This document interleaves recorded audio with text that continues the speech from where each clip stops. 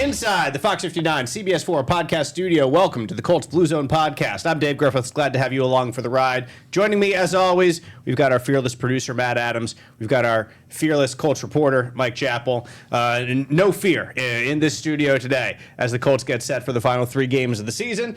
They are lining up behind Phillip Rivers.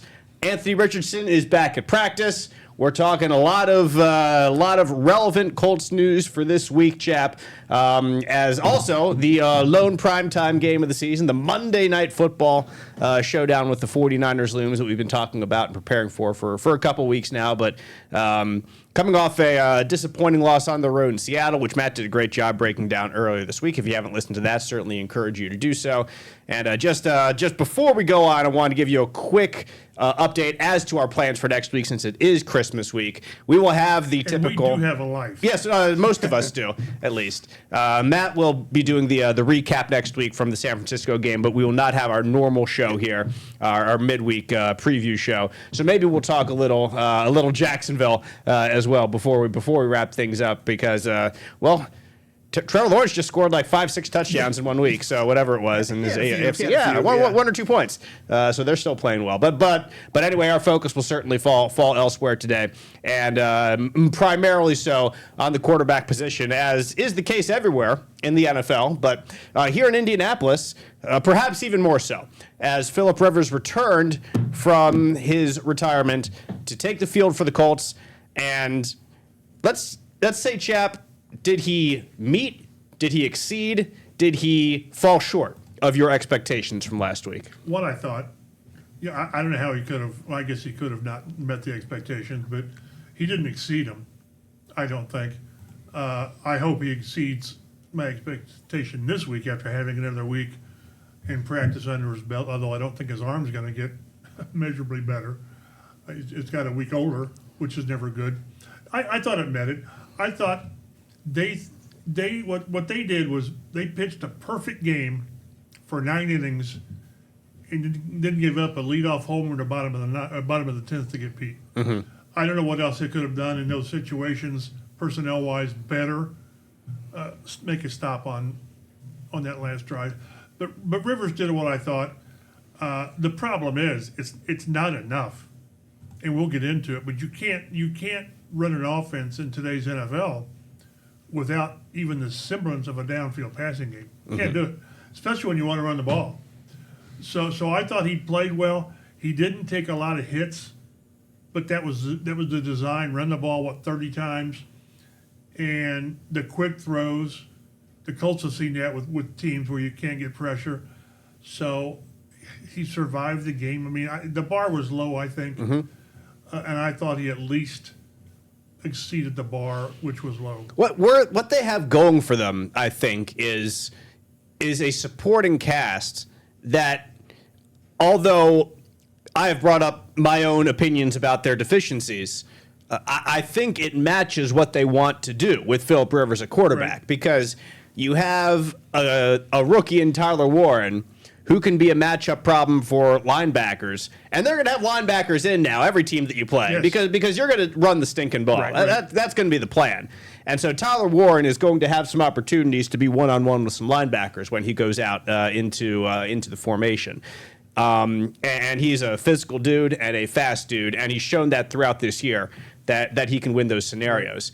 You've got Josh Downs, who I think is a better than average, at least, slot receiver in the NFL this year, and is really good. Underused this year. Yeah, I would agree. Because of Tyler Warren. Yes, exactly. Tyler came in and he took a little bit of that role, deservedly so.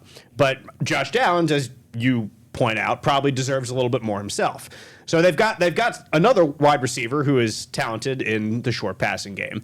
And then when it comes to Pittman and Pierce, it doesn't perfectly match their skills, but no passing game is going to perfectly match the skills. That's a short passing game of the outside receivers. But what you have in them is 2 physical receivers that aren't afraid of contact, guys that can get pass interference penalties, both of them, because they're strong guys and they're competitive guys. And I think it was Kevin Bowen of 107.5 The Fan, so I'll credit him for this, just pointing it out, that that Rashid Shaheed had to play the other week, where he might have been interfered with, but there was no call because he didn't fight as hard for the ball. What you get from Pierce and Pittman is you get guys that fight for the ball, no doubt about that. They're both strong, they're both physical, they're both going for the ball. So even in short routes, like you have guys that are going to be probably in a lot of contact with the DBs that are covering them and aren't afraid of the contact. Right. So all that to say, I think they have a good supporting cast for what they want to do. It's just that what you said, like it's very, very difficult, if not impossible, to win NFL games, especially against good competition with Seattle was last week when you have this type of an offensive plan, right? Such a razor thin Correct. margin of error. Right. And that's what struck me the most is like the Colts almost pulled this off last week because they were almost perfect in many respects, but they just weren't perfect. And you cannot win football games when that is your MO. Yeah, go ahead. And it was almost in all three phases. You know, the offense, you've got to score more than that. So they almost got it done. And the defense almost had a great game, almost, until the last series and the last two completions. And special teams, you know, Groupie was everything you want. But then he sort of mishit the last kickoff. Flubbed that kickoff, and it that probably was huge. cost you, I don't know, maybe it wouldn't have mattered. It would have cost you maybe 10 yards in field position. So instead of starting at 37, it's a 27. It means Darnold would have had to complete one more pass. Maybe he would have. I don't know. But everything it was just tough. And like you said, with the way they are personnel-wise, everything has to not be almost right, but it has to be right. Right, yeah. And so that's my concern going forward. There's no Miamis or, Raiders on the schedule. You're playing the best of the best now, and I just don't know. You got the best of the defense, and that was without Buckner and Gardner and Ward. They might get Buck back this week. They might get Gardner back this week. And the offense, you're going with Rivers, and you'll get a better Rivers this week on Monday night.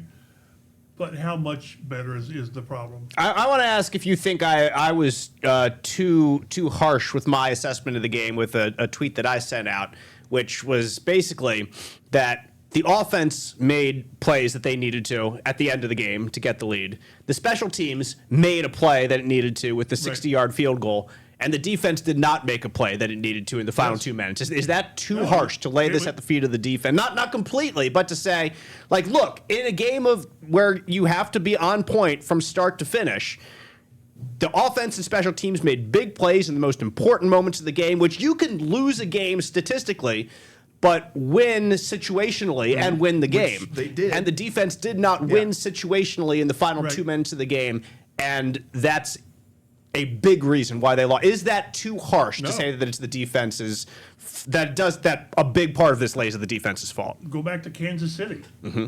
They played a really good game most of the game. And then when it came to stopping a couple of drives at the end of the game and overtime, they don't do it. So no, it's not harsh. It's their job to do that. And there's so many. I wrote about it yesterday. There's so many good numbers from that game. They kept Seattle out of the end zone. Yeah, kept them to 6 field goals, and 2 of 15 on third downs. But like we talked to Lou Anarumo yesterday, and he said, we did some things, but it's always that but that gets you. He said when they're on the 37-yard line and there's 42 seconds to play, we need to finish, and he's right. If you bottle up either one of those completions with them, and again, they had no timeouts to go. So that's where a defense says that give us that position, that situation every week, and we're going to come through for you. And they didn't. And again, I go back to the KC game, was the same thing. So it's hard to trash the defense, and that's not what you're doing. But they had the chance to close the game. They did. And things could have changed playoff-wise and all that. We'll get into that. But when you don't, and again, doggone it, where's the edge pressure on Darnold? It's just, they have 1 sack? Did they have 2? I think it was just the Latu sack there in that which first. was an impressive play. It was an impressive play. But you come away thinking, just a little, not a ton more.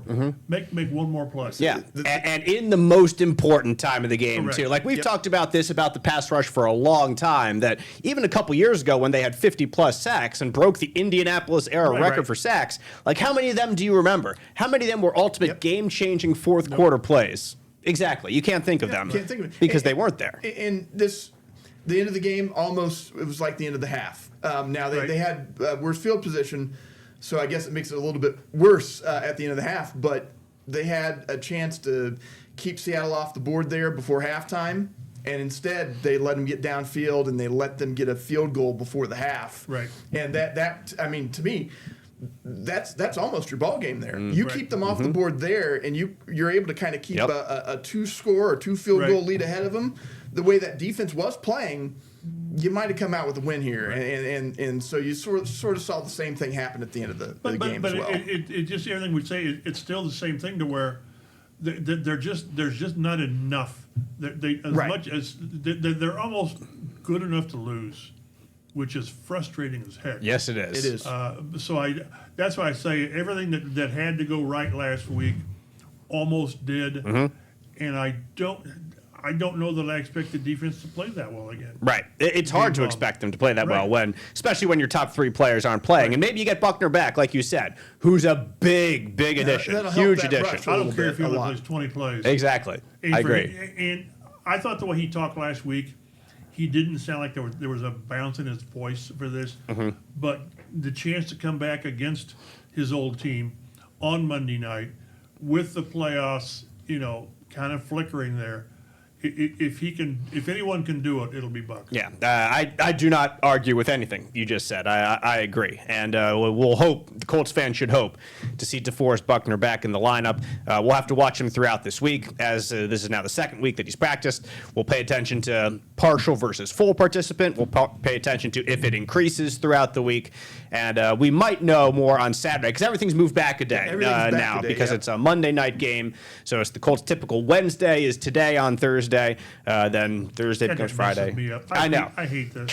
This is the worst. I tell the people that posted my copy on the desk, make sure I get the right day reference in my story. Yeah, I don't say this Sunday afternoon or something like that. I was convinced coordinators were talking on Tuesday via Zoom, because Right? that is what has That's happened what they all always season do. long. Nope, No, they're not having any media avails on Tuesday. They had that on Wednesday instead because everything's pushed back. Yeah, Chap, you mentioned the word frustration about this game. I want to, not to pour salt in the wound, but which game do you think for a Colts fan is going to be more frustrating when this season is over? Is it going to be the Seahawks game, or is it going to be the Chiefs game? Because I think both of those losses were frustrating in their own right for their own reasons. Probably the Chiefs. I don't know. I feel like the Chiefs.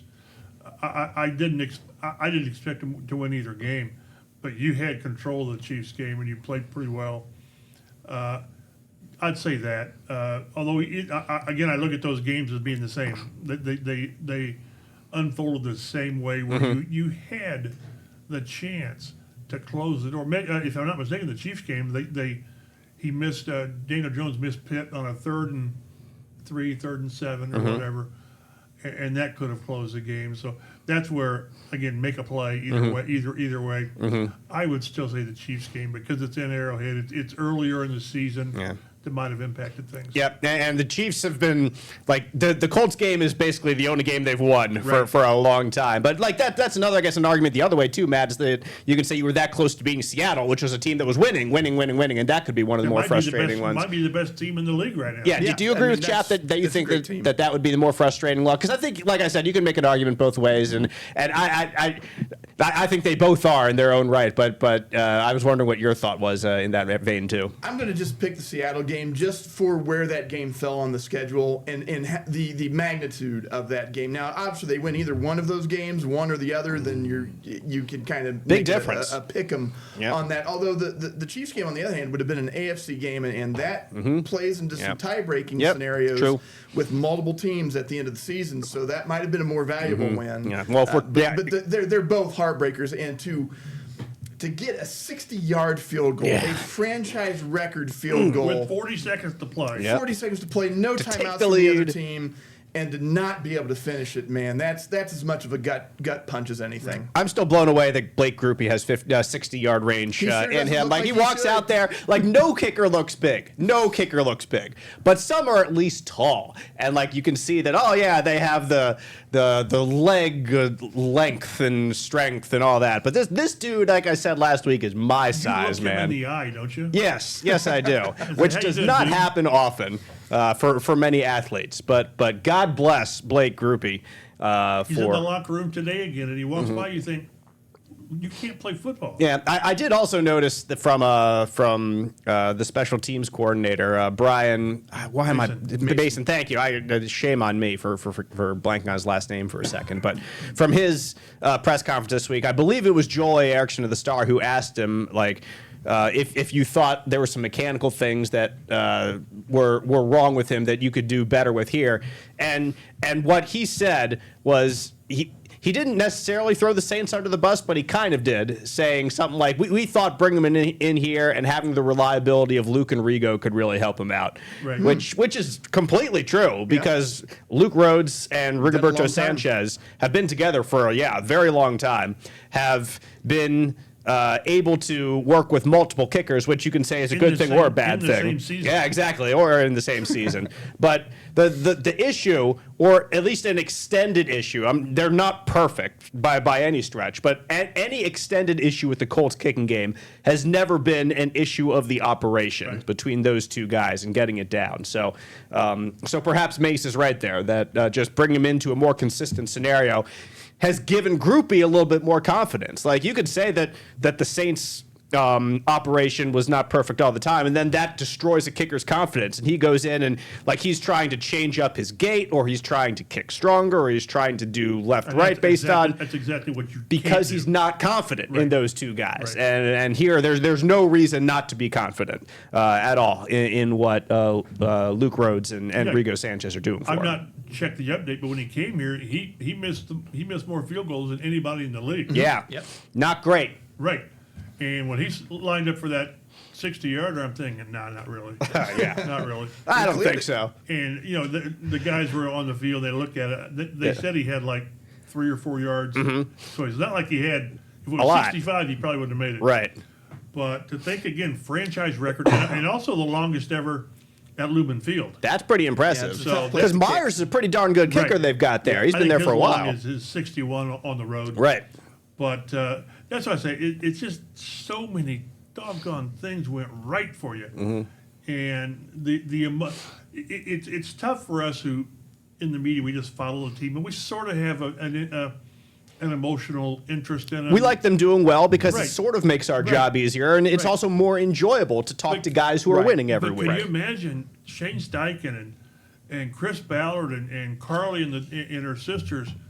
The emotional swing in the last minute Yeah. has to be incredible because this is their job, and jobs are won and lost on missed kicks and not completing third and 7 or whatever. So, as frustrating as it is for us, it's exponentially more for those guys that are tied right to the team. And I'm sure what is frustrating is seeing themselves in third place in the AFC South after a 7-1 start to this season. If the Right. playoffs started today, the Colts would be out of it. There you are if you're watching us on YouTube or on the Fox 59 Now app. You can see the Jacksonville Jaguars currently first place in the division, 10 wins, 4 losses.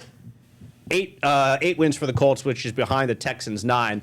And they still play the Texans and the Jaguars down the stretch. Things are not a complete wash, but it's a tall task to go. And if you look at the full standings for the AFC right now, the Denver Broncos just continue to win. After they lose to the Colts, it's been gangbusters for them with a quarterback in Bo Nix who doesn't push it down the field all that much, but certainly can when the occasion calls for it, and Really has a great couple good defense. receivers there, and a really great defense.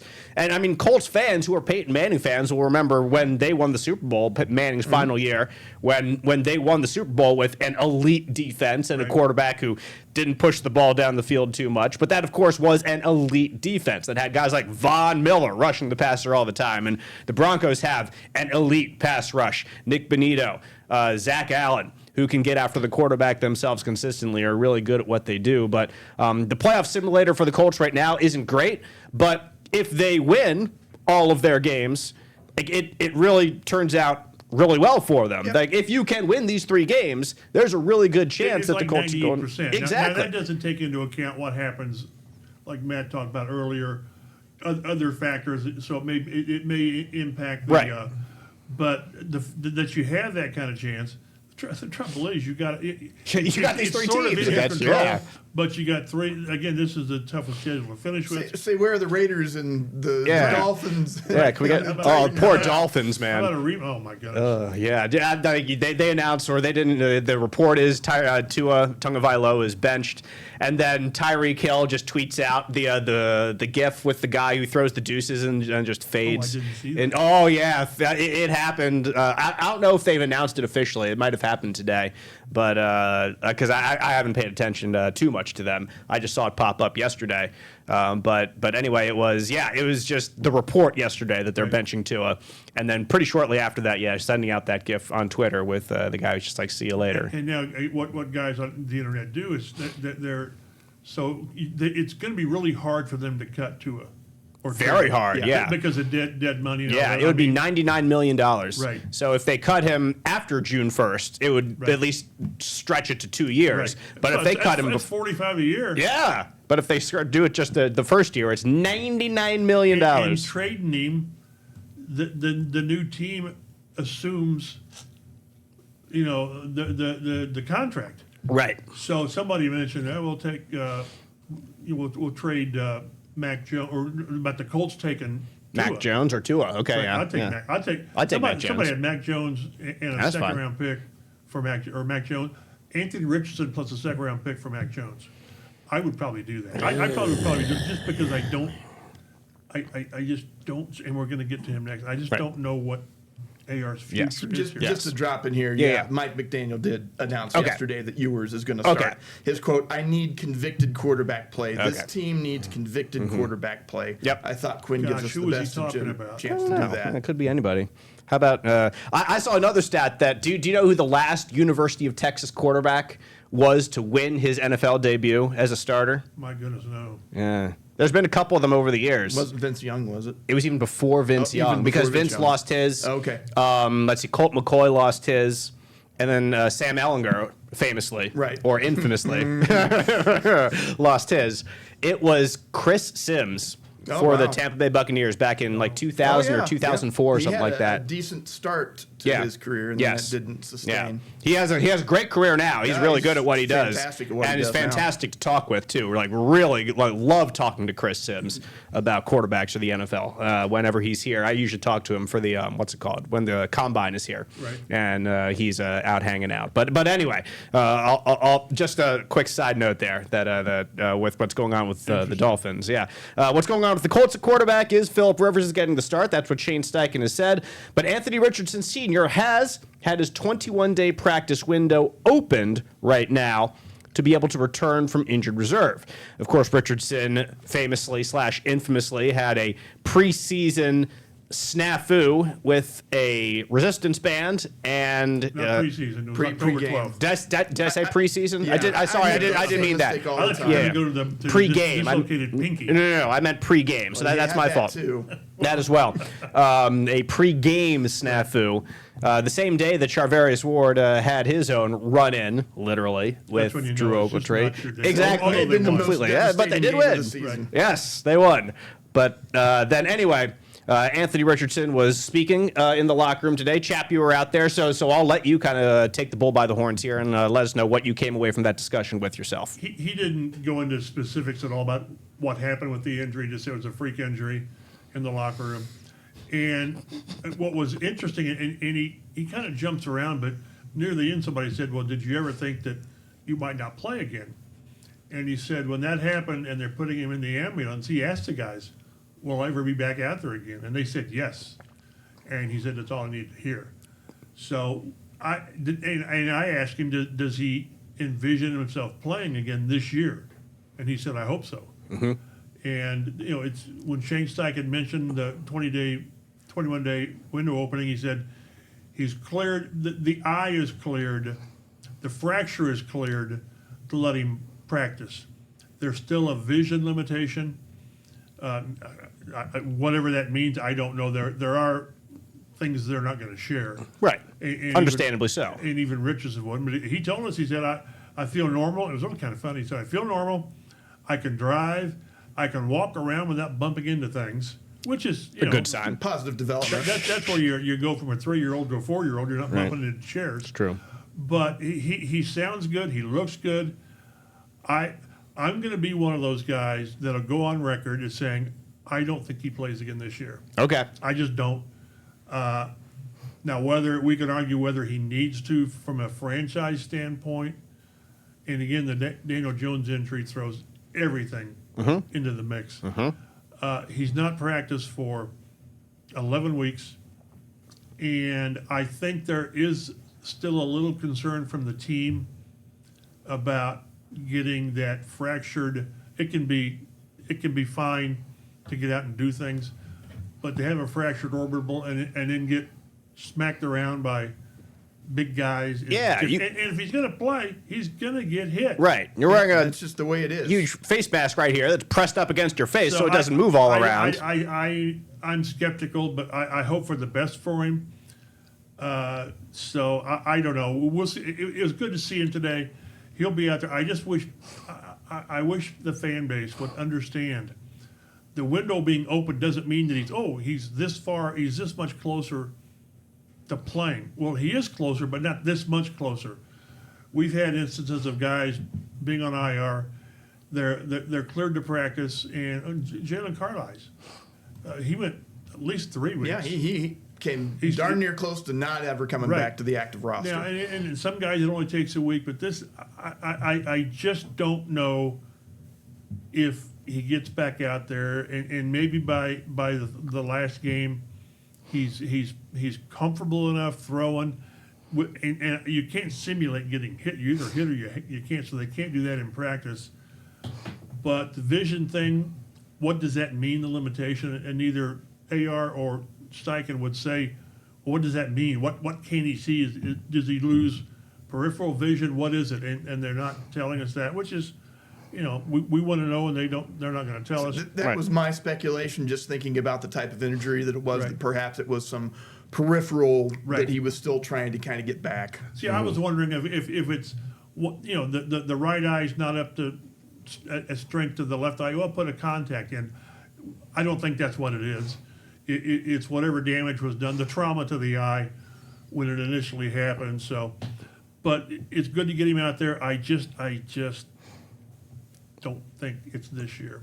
Yeah, and would I be surprised to see him in a Week 18 game against the Texans if they're out of the playoffs already? No, I don't think I would be. But at the same time, like, you brought Phillip Rivers into play. Like, Phillip isn't going to be here and sit on the bench, in my opinion. That's not what he's for. So Anthony Richardson, like, his practice window is there to be able to be back and be a backup, and to not have Riley Leonard be your backup anymore if he can get better by the end of the season. Maybe in the last 2 games after AR's practiced 3 or 4 times, you can use him on 3rd and 2 around the goal line, short yardage, or those plays that certainly that Rivers can't give you. Maybe a last play of the half or a last play of the game to actually throw a Hail Mary. Just a few seconds left I was in the thinking game. more of the run game, but yes. Well, that too. Who was it? Did he use Jacoby for that one time? With Andrew Luck, and that certainly set off some red flags. Yes. It was only like from the 50. It wasn't like it was from the 40. No, it was from like the 50. You're right. They brought him in there and we just thought it gave us the best chance. Oh, okay, yeah. I do want to say another thing.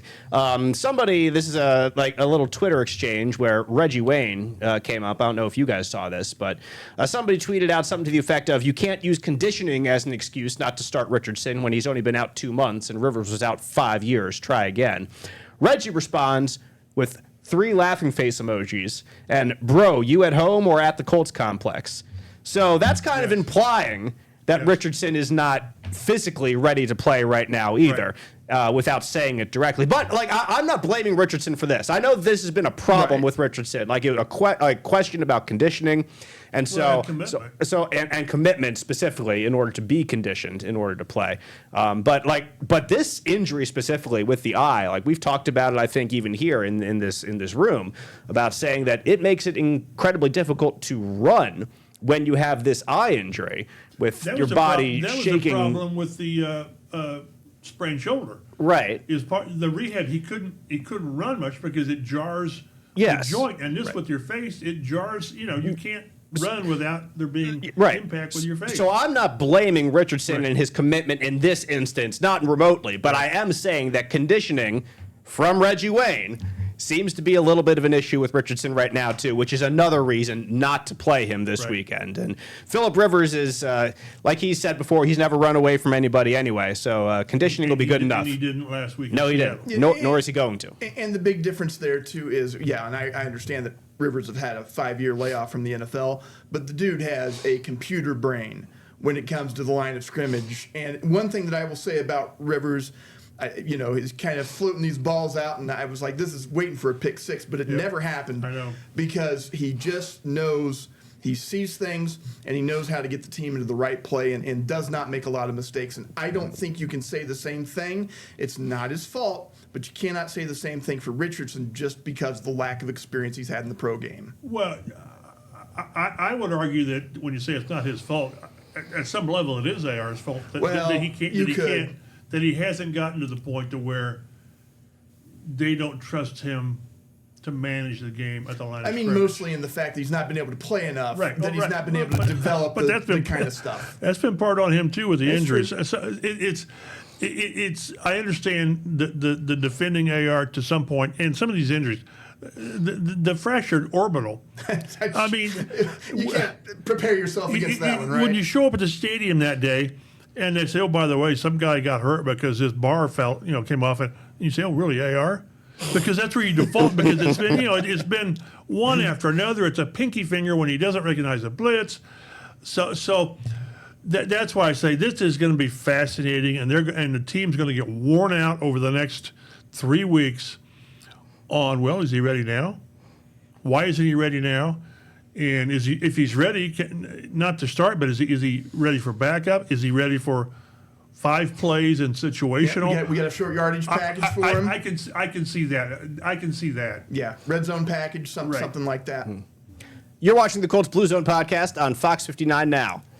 Whoever the quarterback is might be behind 2 backup tackles, certainly behind one. I'm shuddering. Yes, exactly. But Bernhard Raimann left the Seahawks game with an elbow injury, did not return. I thought it was his shoulder the way he was holding that. So did me, like the whole arm was down, yep. but came out later that it was an elbow, which also is sounding terrible to deal Brett with. had a really good picture from the sidelines during the game of Bernie with that big brace on his elbow. Yep. So you have to wonder, would you at least it's his right elbow to where he's able to use his left arm Outside. from the left side Yeah. to hold people, Yeah. or whatever. But it's going to be, and if it's not him, it's Luke Tenuta, and the right tackle is going to be Jalen Travis. Yep. So it's things that you're already limited with the quarterback, and now your tackles are going to be Right. One thing that I tweeted out, which I thought was accurate, which is why I tweeted it, was You don't put bad things out there. try not to.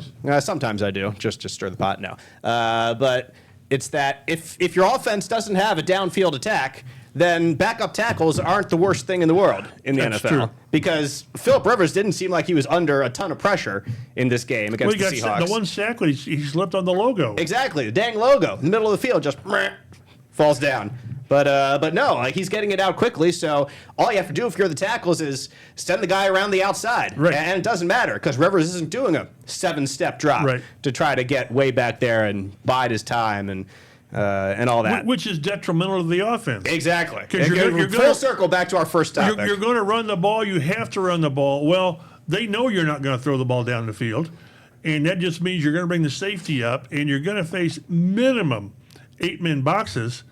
And JT go out there 25 times and try to get us 3.6. Mm-hmm. So there they are on the offensive line. It's not perfect, but nevertheless, the offensive plan is not perfect either. So we'll see if they can continue what they did against Seattle, getting the ball out quickly, so it doesn't really matter, or if they actually do decide to attack down the field a little bit more and try to rely on those young tackles to Right. do a little bit of a good job out there against the San Francisco 49ers, who we'll get to very shortly, but do want to mention that even though DeForest Buckner is back at practice for a second week, Sauce Gardner is not practicing yet And the Colts did sign a couple of offensive linemen to the practice squad, a couple of Bill guards. Murray. And Groundhog Day. Bill Murray and Zach Thomas. And the Hall of Famer. Does he lose his Hall of Fame bust if he comes back and plays? I don't know. No, can't be. No, different Zach Thomas here, of course. But Phillip Rivers, of course, reset his Hall of Fame eligibility, so that's one less name that Mike Chappell needs to hear about as they argue back and forth.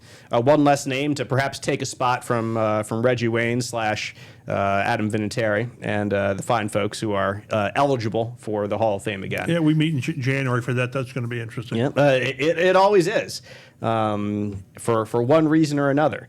But he seems like in recent years, even more so for sure.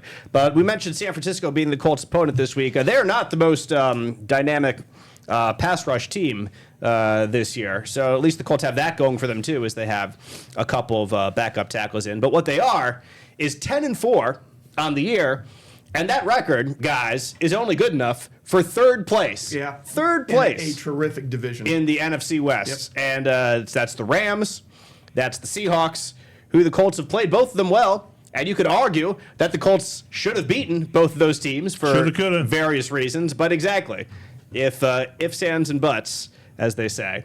And I'll leave it at that. But the 49ers have won 4 games in a row since Brock Purdy returned to be the starting quarterback. So they're playing really well right now. But as our fearless producer, Matt Adams, points out, that those 4 games aren't exactly against the best teams in the NFL. They're against the Cardinals, the Panthers, who are very much in contention now all of a sudden in the NFC South. The Panthers keep pounding, ladies and gentlemen, with the Buccaneers just going. I'm old enough to remember when the MVP discussion was Baker Mayfield and Daniel Jones it's one of those two. And Jonathan Taylor. I remember that too. Yeah, those good times. And the other 2 teams they've beaten are the Browns and the Titans. Once again, wow. Not exactly the toughest teams ever in the NFL here that they have beaten on this 4-game win streak, but they've beaten these teams fairly soundly. Yeah, it's been have. Arizona. It's similar to what the Colts did when they were playing lesser teams. Yes, exactly. At least you beat the heck out of them. Right. So it was 41-22 to Arizona, 20-9 to Carolina, 26-8 to Cleveland, 37-24 to Tennessee. And like I said, Brock Purdy's been back for these games. He has 8 touchdowns in these 4 games. He's playing well. He has 3 interceptions. Those were all against Carolina, or else they probably would have beaten them by even more themselves in that 20-9 ball game. But I've said for a couple weeks now on this show that looking forward to this game, that it might be the most winnable game down the stretch, but at the same time, it's against a team that's playing better now that Brock Purdy is back in. Now. And they are injured too. Like let's not overlook that. They are not exactly a healthy team. They're not the dynamic pass rush team they've been in the past, but they're winning, and that matters. That a team is playing good football. They're finding a way to win, and the Colts can't find a way to win. Exactly. Yes, big difference. Same thing I was thinking. So they struggled with early injuries. They are healthier now than they were earlier in the year, like I said, with Brock Purdy back for one. Because they were without George Kittle for a few games too, and that certainly didn't help them early. And Brock's only been in 6 games this year. He's played the last 4. That tells you that it was just early in the season. He played a couple and then was out for a while. Mac Jones played. Brock Purdy has completed nearly 70% of his passes. He has more than 1,400 yards, 12 touchdowns, 7 interceptions. That isn't great, but like I said, over the past couple weeks, it's been 8 touchdowns and 3 interceptions in the 4 games since he's returned. So that ratio looks a whole lot better than 12-7 for the entire year. And earlier in the year, like you mentioned, Matt, George Kittle wasn't playing. They're having some other injuries. And they haven't had Brandon Ayuk, which was a big part of their plans. And, of course, what was it? Kyle Shanahan say, or somebody said that they haven't seen him in like a month or two there. So not all sunshine and roses in San Francisco there either. But once again, they've had issues that have not been an issue that much nationally because they win. Yes. I mean, Trey Lance. Right. I mean, exactly. That sure didn't work out. No, very much not. But when you win, it's like, well, we can forgive that. Right. It doesn't matter quite as much. So they're like they've had issues like Miami has had issues, except Miami's losing, and so we talked about Miami earlier, right.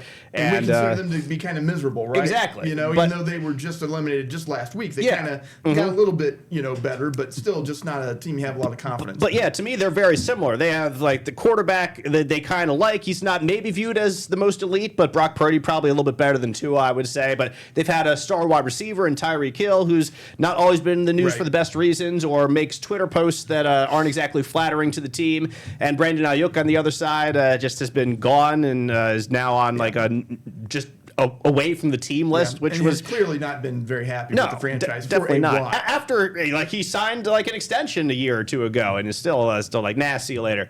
But anyway, like you said, Chap, they're winning, so it's not a big deal for them. And helps to have Christian McCaffrey as well. One heck of a player. 922 rushing yards this year, only 3.6 yards per carry, which I think he leads the league in rushes attempts. Yes. So they've run him to the ground throughout this year because they haven't been perfect. They've had Mac Jones at quarterback. They've been trying to get Brock Purdy back and healthy again. George Kittle's been injured. They don't have Brandon Ayuk. All those things, and they have found a way to put a capable offense together because Kyle Shanahan is a capable offensive mind in himself to put together a 10-4 team right now. So this is a smart football team that has a good plan together that over the past 4 weeks is clicking really well. So they might not be getting the same headlines as, for example, the Broncos, who are leading the AFC, or the Rams for sure, or the Seahawks in their own division because they're behind them. Right. But I think this is a really dangerous team. I really do. Just because they're playing within themselves and they find ways to win. They have dynamic players like McCaffrey. They have a quarterback who is back and playing better than he did earlier in the season. Like, I think that this is going to be a tough game to come out on top in if you're the Colts, even if you're playing at home. And you probably feel a little bit of optimism after last week that if we just put one or two more things together, we can get there. Right. Like, this is going to be a hard game to come out and win. Well, again, I think you got the stats here we'll get to later, but this is a game where the Niners can be run on. Yes. They can be run. I was talking to one of their guys with the Niners yesterday, and he says, man, they should be really concerned because Taylor can go off. Mm-hmm. And he said, I think he's going to go for 150. Just a quick note, because I did happen to notice this. Taylor actually does have more carries than CMC, Okay. but that's probably just as a result of last week. So it's pretty darn close between them. Yeah. And it's close. It's not a large discrepancy. Mm-hmm. But Taylor had a ton of carries last week. Yeah, 25, and that's probably where it got. Mm-hmm. But I think, and again, he said I think Taylor's going to get 150, and I said if Taylor gets 150, Colts are going to win. I really think because everything else will go unless it's like he gets a 70-yarder and a 60-yarder, which he's capable of doing, which he hasn't done recently. But again, we saw what they plan on doing. Well, they need to expand on it with the shorter passes, but they're going to run the ball. Yep, they just are. So with McCaffrey, I didn't check it. I should have. Is he the only player in the league leading his team in receiving and rushing? That would probably. I mean, I don't think any other running back has anywhere near 800 I don't know if yards. Bijan Robinson would be Bijan would be the Falcons, closest, but only because of Drake London being out. Maybe maybe. But I don't know off the top of my head. Right, and he's closing in on the 1,000 again. Yep. Which there's only been only a couple. 3 players done it. and he's one of them. Exactly. It's like him and Marshall Faulk and Roger Craig. Yes, he did it. He did do it. I remember that was a stat that he was the first one. So and Faulk was amazing. Yeah, that was. I remember like Larry Centers was close, or I don't think he did it as a fullback. He had 100 catches. Yes, one he year. did. Yeah, but they're all short catches because he's a dang fullback. 6.5. Yeah, exactly. To answer a lingering question that has no bearing on the Colts. Drake London and Kyle Pitts. Okay. Receiving yards. We should have factual stuff we put out here. Yeah. So, but what the 3-point was it 3.6? Mm-hmm. That tells you they're going to run him. Yep. And they're which is what the Colts haven't done. Well, but they did last week. They did last week. They haven't this season. No, really, you're right. That's right. Which goes back to our continual back and forth and argument about Shane Steichen players versus plays, and maybe one of my biggest criticisms of him over the years, which I've brought up from time to time. And I think there are a lot of instances where you're right. And I think the fact that JT had 25 carries and they ran the ball more than they threw it last week. Mm-hmm. Good. That's a reflection of the quarterback. Yes, it is, and to do otherwise is malpractice. Mm-hmm. And the idea of Rivers throwing the ball 40 times is not even remotely pleasant. Yeah, No. and I think Rivers knows that's Right. no way for them Right.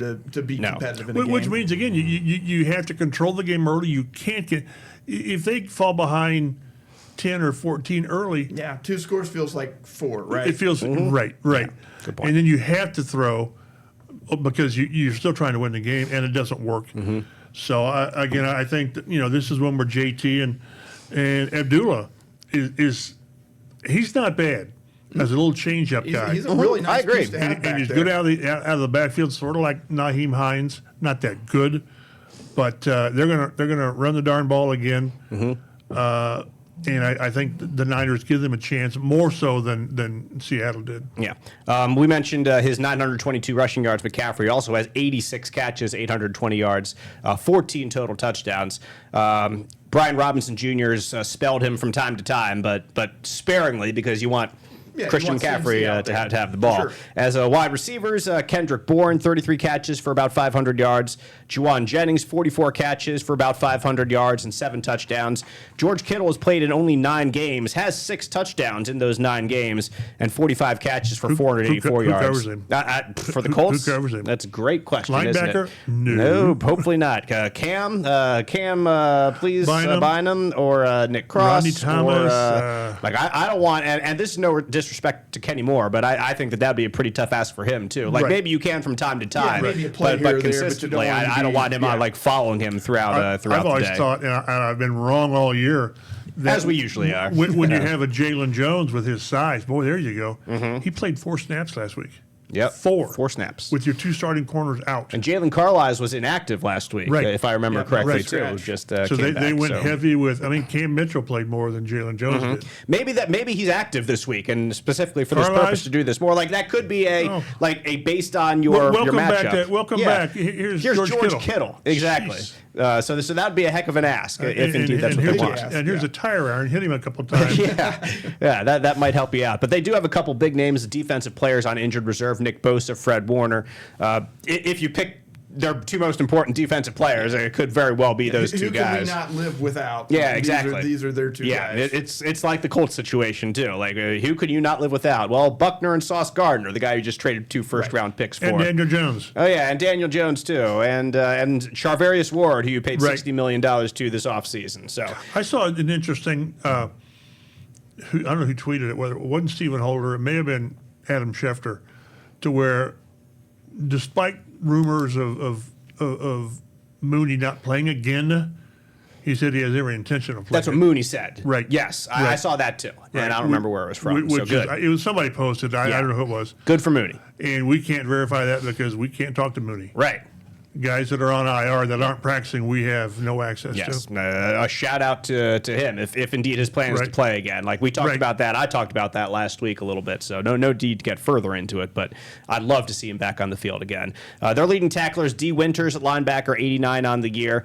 In sacks, they are dead last in the NFL with 16 sacks, and that'll happen when Nick Bosa isn't playing. 16? No, that shouldn't happen with Chap's like, no. 16. That's not very this many. team's got in the Yep. 40s, and they don't have a major pass rusher. Yep. And 8 of those sacks are between 2 players. They're defensive ends, Cleveland Farrell and Bryce Huff. Each of them have 4 on the season. And then Nick Bosa has 2, who's been on injured Their reserve third since leading September. sack guy, and he hasn't played since September. Yes, how about that? How about that? Like I said, like this is a team that doesn't get after the quarterback too well. So it's not the worst game in the world to have 2 backup tackles You've in. got to push the ball down the field They do. a little. Maybe they can do that this week if indeed they can hold off what little pass rush San Francisco You talked had. about Alec Pierce earlier, how Man, he needs the ball, man. Somehow he needs the ball thrown his way. 'Cause Good things happen when he's got when DPI targeted. Yep. potential in him. Yep. Every time. Like he just needs the ball. Like even on short passes, like get him crossing over the middle somewhere, and he can run, man. One of the Come on. biggest completions in the game was the back shoulder. It was. It set up the 60-yarder. He needs the ball, and like I know you want to go to Tyler Warren and Josh Downs. Like I said earlier, Michael those guys Pittman are, short, that are God great love for you, this. but Yeah, you but gotta Pierce needs push the it ball down the field. He needs some targets throughout this game. If there's less than 5 targets to Alec Pierce, I agree. You're just not doing your job. That was his only target of the game, right? Yes, Well, he he had- technically had another that he was had two DPI, that but it was was a- technically there was- not a target, I That guess. was- but so that I was a should say. DPI. Right, exactly. That's what I'm saying. Right. Yeah, that's what you're saying. That's what we're all saying. We're all on the same page. Let's take a look at the kind of the tail of the tape here, the points, the offense, the defense. Colts 6th in the NFL in points per game. That number is gone. Keeps the incredible down. shrinking number. Indeed. Now on Keeps going down, 28 for the year. The 49ers are 11th in the NFL in points per game with 24.6. Points allowed per game, Colts up in 13th with 21.6. So the defense, again, not too shabby. 49ers 11th still at 20.9. So even though they can't get after the quarterback, they're not giving up too many points there. So there's something to be said for that if you're the defense and the defensive coordinator for the 49ers, which is that Robert Saleh over there in San Francisco. Yep, sure and is our friend I heard somebody say on the radio, and I'm not sure, that Gus Bradley, or is that just his system that they have over I there? don't know. Is Robert Saleh kind of more just I the don't Gus know. Bradley system? Could you look that up, Matt, to see where Gus Bradley is this year? Because Yeah. I heard somebody on the radio mention his name. Assistant head coach with 49ers. Oh, Well, there you go. there we go. So that's something too, I think, in this game. Also, the first video search that comes up for Gus Bradley is Indianapolis Colts Gus Bradley embarrassed by latest defensive collapse. Uh-oh. The Giants game? It might have Must have been, been. probably, from back in the day. No need to go into that further. Point differential, the Colts are still plus 89 on the year because they're losing in heartbreaking fashion. The 49ers are plus 51 for a 10-4 season to be plus 51. So they're not blowing too many teams out, but like I said, the past 4 games they kind of have been. So earlier in the year, they were winning some very close games. So you can say they're a battle-tested squad themselves. Total offensive yards, Colts are 8th in the league. 49ers are 10th, pretty similar there. Passing yards, Colts are sitting at 9th. That number is going to go down for the next couple of weeks, I could project. 49ers are 4th in the NFL in passing yards. So they've still found some success even when Mac Jones was in there. And also since Brock Purdy has come back. Rushing yards, Colts are 6th in the league in rushing, 128.5. 49ers down at 25th at 101.4. Total defense, Colts are 22nd. 49ers are 18th in total defense. Passing defense, Colts 31st. So they're not dead last, but they're close. 49ers 22nd. Keeps driving. In the league. Yep, it does. Rushing defense, Colts are 6th, only allowing 3.7 yards per carry. 49ers are 12th, so they're right about average in the NFL. 106 yards per game, 4.3 yards per carry It's given the up. average yards per carry Right. that So, raises your antenna. yeah, you're like, 4.3 is definitely higher than average. So if you can get that ground game going, which they will try to do, no doubt. JT can average 5 yards a game. I mean, Yeah, 5 for yards carry, a carry. that'd be fantastic. Colts are plus 2 on the season in turnover ratio. That's coming down too. It is. 49ers are minus 5. They've forced 14 and surrendered 19. If you pick too many teams that are negative 5 You turnovers, wouldn't think they'd you have think a they're 10-4 10-4 record. record. Exactly. So that's definitely not the normal. They have won the game in spite of turning the ball over more. Because that defense, once again, has been able to stop some teams and just not give up as many long drives as some others in their same situation would.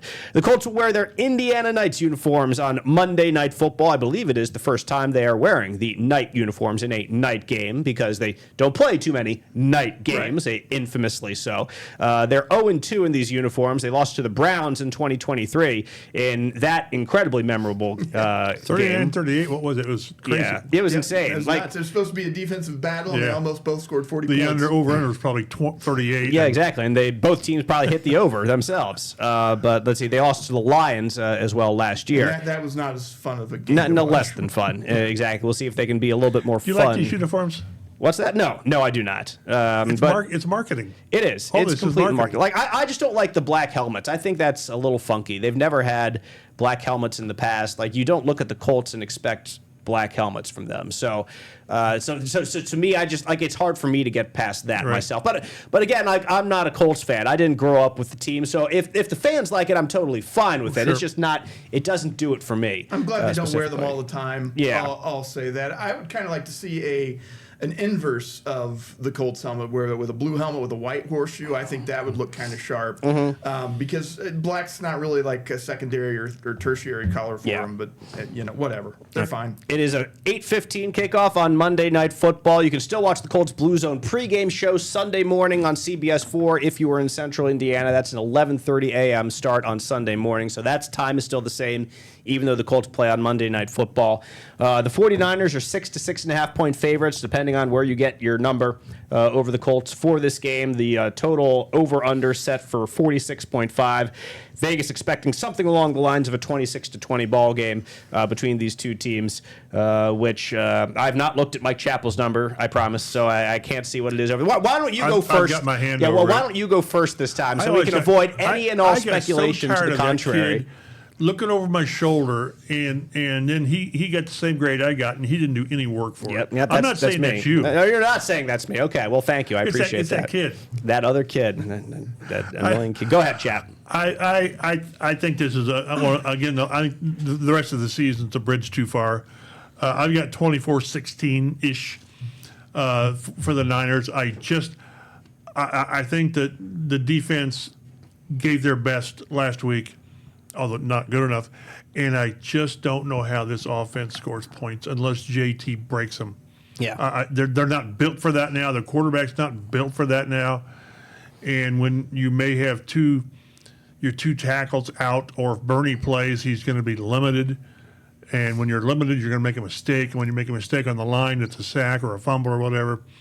So I think it'll be close, 24-16. And I sometimes I'll say 24-16, but I'm not going to be surprised if the Colts win. I'll be surprised if they find a way to win this one. Mm-hmm. Like I've been saying for the past couple weeks that this San Francisco game is going to be tough. So you got to figure, if you're out there and one of our faithful listeners, that I'm going to pick San Francisco in this one. I'm going to go 31-21 San Francisco. I think that the defensive effort last week was so impressive to me that I just think it's going to be a letdown for them this week. And San Francisco under Brock Purdy is playing some pretty good football, like I've been saying for a couple weeks. Maybe the Colts can get up to 20 and follow JT to some points. That's their denominator. You get 20 and below, they lose. I know, They're but 0 for I'm 6. saying 21 this time. And Just get 21. That's what you usually have to get to win, like you said. But this week, San Francisco's too tough, and they take them to them on Monday Night Football. Matt, what do you got to say? I'm going to go with San Francisco again this week. I'm going to say 17-12 in this one. I'm just not sure where the points are coming from for the Colts, and I hope that they can 2 touchdowns and 2 missed extra points, or is it 4 field goals? Blake Groupie, no. 3 50-yard field goals from Blake Groupie. You were nearly right last week, Matt. Your bold prediction of the Colts close. winning in Seattle, let me say. So an impressive near make for you there. Horseshoes and hand grenades. Yeah, exactly. I said that in the recap. Yep, but, and alas, it wasn't quite to be. So it'll be the 49ers on Monday Night Football. It'll be Christmas week. Then it'll be the Jaguars and the Texans to close out the year. I believe you said, just very quickly, we'll touch on this since we don't have a show next week, that even if the Colts lose this game but win against Jacksonville and Houston, it's something the odds say is like 50-50 chance whether they get in the playoffs to win at the that last point. 2 because of division. Right, it matters, because Houston's in right now, so they would probably leapfrog Houston in that case. So that last game of the season would be pretty important. But again, those percentages reflect other teams doing some things, right? Or they will change with how those teams do moving forward, right? So it's one of those. So you say they got a chance, right? Now this is the least important game of the 3, but it's still pretty darn important. Yeah. If you win this game, then you set yourself up to almost control your own destiny. If you win this game, but not technically then control your own doggone, destiny, you should have a really good chance, a decent chance to beat Jacksonville at home. I think if Houston loses, then you tie up with them and be. So anyway, plenty more Colts Blue Zone to come next week. Matt will take care, like I said, of the recap next week. Merry Christmas to you and your families. Happy holidays to all. For Matt and Mike, I'm Dave. We'll see you next time on the Colts Blue Zone podcast.